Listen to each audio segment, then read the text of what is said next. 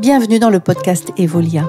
Je suis Valérie Varnet et je vous accompagne ici pour explorer l'essentiel, la relation à soi, aux autres et le chemin vers une vie plus apaisée, alignée et pleine de sens, au travail comme à la maison.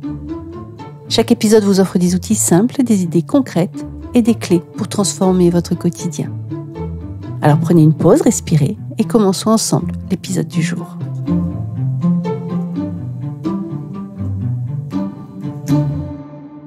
Alors, le thème d'aujourd'hui, c'est l'échec. C'est apprendre de ses échecs. Donc, on va voir c'est quoi un échec, quand est-ce qu'on échoue, comment on le vit intérieurement, l'échec, et on va surtout voir comment s'en sortir et comment améliorer et comment se préparer à réussir.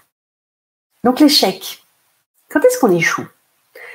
Alors, on peut échouer à un examen, on peut échouer au permis de conduire, on peut échouer à un entretien. Et généralement, quand on échoue, on se sent pas très bien. À l'intérieur de nous, on s'en veut, on n'est pas content. Et des fois, on en veut à l'autre aussi. Et voilà. Donc là, c'est quand c'est des échecs, des situations ponctuelles. On va vivre comme un échec certaines situations que l'on vit, comme par exemple une séparation, un divorce ou même un licenciement. Donc, c'est bien un vécu intérieur de quelque chose que l'on vit à l'extérieur. Alors bien sûr, il y a aussi des échecs personnels, mais là, je vais rester sur des échecs de situations extérieures qui nous arrivent. Concrètement, il nous arrive quelque chose dans notre vie, donc un événement, et en fait, c'est notre vécu intérieur, c'est notre perception intérieure qui va faire qu'on va le connoter négativement et l'encoder à l'intérieur de nous comme une expérience négative. La bonne nouvelle que je voulais vous annoncer, c'est que l'échec en tant que tel n'existe pas. Typiquement, l'échec n'a pas de réalité, si ce n'est qu'une réalité intérieure. D'accord ? L'échec ne peut pas rentrer par la porte, elle ne peut pas toquer à la porte et rentrer. C'est vraiment un vécu intérieur, une expérience de vie intérieure qui va faire que je vais percevoir quelque chose comme un échec. Et je vais mettre une étiquette sur un événement ou sur une situation que je vis. Je vais l'encoder échec. Et du coup, dans ma bibliothèque intérieure de souvenirs, d'expériences vécues, je vais mettre dans le négatif. Donc, ce qui est super important de savoir, c'est que ça, c'est un mécanisme de défense, un mécanisme de défense intérieur et inconscient. C'est-à-dire qu'il y a une partie de nous, dans notre mental, qui a envie de nous préserver, qui n'a pas envie qu'on revive quelque chose de négatif. Par exemple, si on a échoué au permis de conduire, et si je m'en veux à l'intérieur, si je le vis vraiment comme une expérience négative, où ça me fait perdre ma confiance en moi, ça me fait perdre ma confiance dans ma capacité à conduire, ça me fait perdre, ça m'auto-sabote, et il y a des fois, je vais pas avoir envie de le repasser, mon permis. Et c'est ça qui est fascinant, c'est que vous prenez deux personnes avec deux états d'esprit différents, avec deux vies différentes, avec deux passés différents. Il y a une personne, le fait d'échouer au permis, ça va rien lui faire, puis elle va s'inscrire à la prochaine fois, puis elle va réussir. Et l'autre personne, par contre, elle va le vivre dramatiquement à l'intérieur, d'accord ? Ça va la traumatiser d'avoir échoué. Donc c'est vraiment une question de perception et d'encodage et d'expérience intérieure. Si par exemple vous prenez les sportifs qui s'entraînent à un haut niveau, qu'est-ce qu'ils font ? En fait, ils vont s'entraîner, ils vont se préparer mentalement à réussir et ils vont notamment se filmer et voir, quand je me filme, comment je peux gagner quelques secondes, de microsecondes, ou comment je peux améliorer mon geste sur le terrain. En fait, ils vont s'observer et améliorer. On nous apprend pas ça à l'école, mais en fait, c'est facile, je vais même dire, c'est très facile d'apprendre à faire autrement. C'est très facile d'apprendre de nos échecs.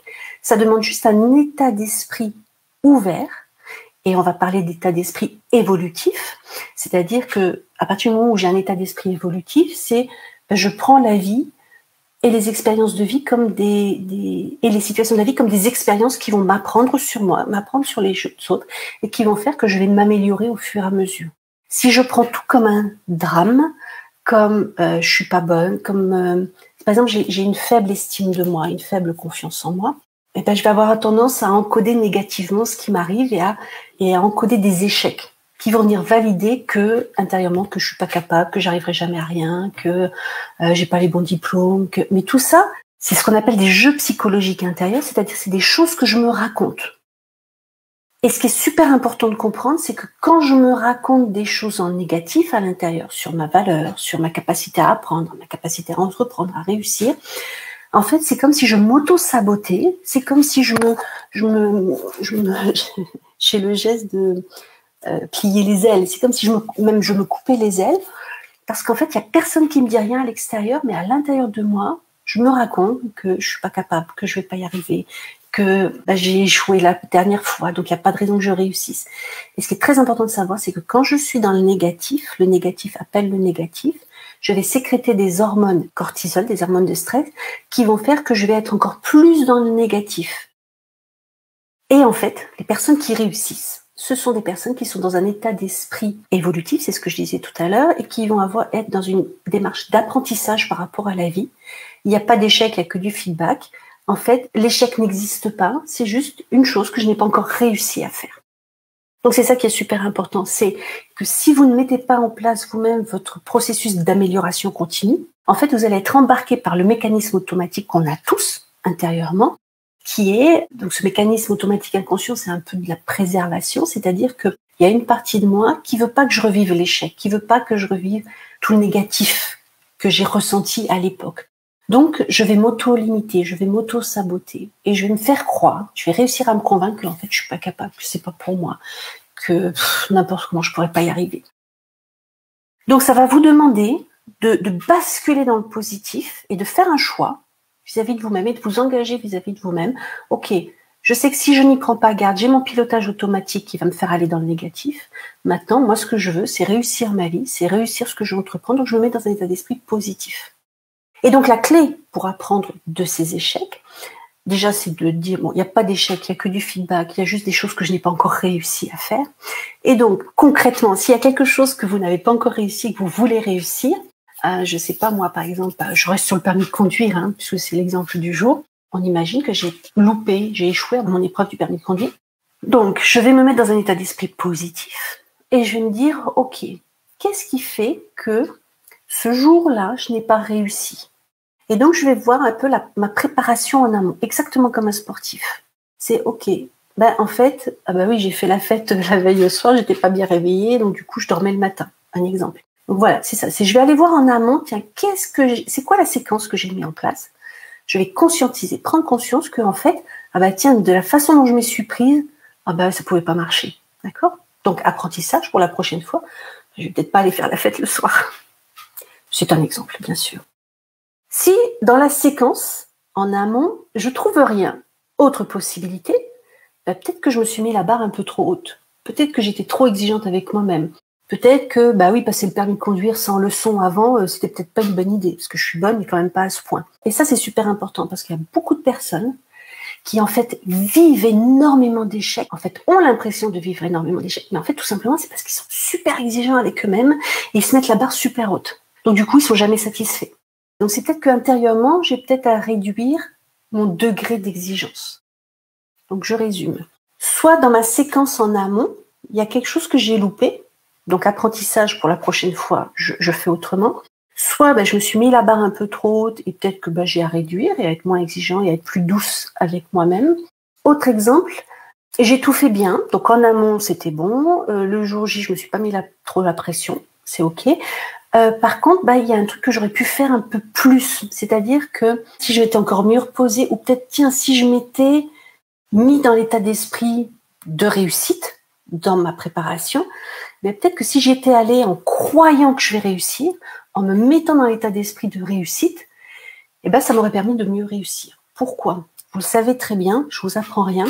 Quand le matin vous vous levez et que ça ne va pas et que vous pensez que vous allez passer une mauvaise journée, vous allez passer une mauvaise journée. Par contre, quand vous vous levez du bon pied, dans le bon état d'esprit et que la journée vous attend, il va se passer plein de belles choses dans la journée. Donc votre état d'esprit influence votre vécu et votre perception des choses. Plus votre état d'esprit est évolutif, est en amélioration continue, plus vous allez générer du positif à l'intérieur de vous et du positif à l'extérieur de vous. Et ça, c'est super important. en tant qu'humain, qu'on sache comment apprendre de nos échecs, comment se mettre dans un état d'esprit évolutif et pas fixe. Quand on est dans un état d'esprit fixe, quelque part, c'est normal d'échouer. Et puis le permis de conduire, c'est dur. Et puis c'est normal de ne pas l'avoir du premier coup. Vous savez, toutes les choses qu'on se raconte. Pourquoi c'est super important et que je vous alerte là-dessus, c'est que plus vous allez choisir de vous mettre dans un état d'esprit évolutif, plus vous allez être dans l'évolution et pour vous et pour l'autre. Combien de fois, quand on échoue, les gens autour de nous nous disent c'est pas grave, c'est normal, de toute façon, les filles, c'est moins facile. Vous savez, toutes les choses qu'on entend qui nous limitent. Parce qu'en tant qu'humain, des fois, on va dire ces choses-là aux autres.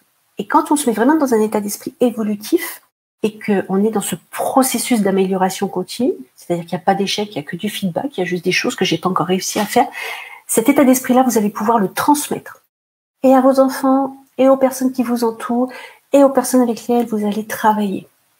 Et ça, c'est super important parce qu'on a vraiment, vraiment besoin que l'état d'esprit soit beaucoup plus positif pour qu'on puisse mieux gérer ce qu'on a à gérer et que c'est pas grave s'il y a quelque chose qu'on réussit pas aujourd'hui. On réussit pas pour le moment, mais on réussira demain. Voilà, c'est ce que j'avais envie de vous transmettre. L'échec n'existe pas, c'est juste une perception. Et comme c'est une perception, une construction mentale intérieure, on peut déconstruire et reconstruire en positif. Et on peut Lucie André par rapport à une relation amoureuse. Quand on prend du recul par rapport à ce qu'on a vécu, quand on prend le temps de voir, tiens, c'est quoi ma responsabilité, qu'est-ce que j'aurais pu mieux faire, on va pouvoir avancer. Et des fois, on va pouvoir restaurer, réparer la relation ou carrément se quitter en bons termes. Et se quitter bons amis et puis démarrer notre histoire. L'épisode touche à sa fin, j'espère qu'il t'a inspiré. Garde ce qui résonne et teste à ton rythme, un pas à la fois. Et si ça t'a plu, bien sûr, like et partage autour de toi. À très bientôt pour la suite. Bye bye.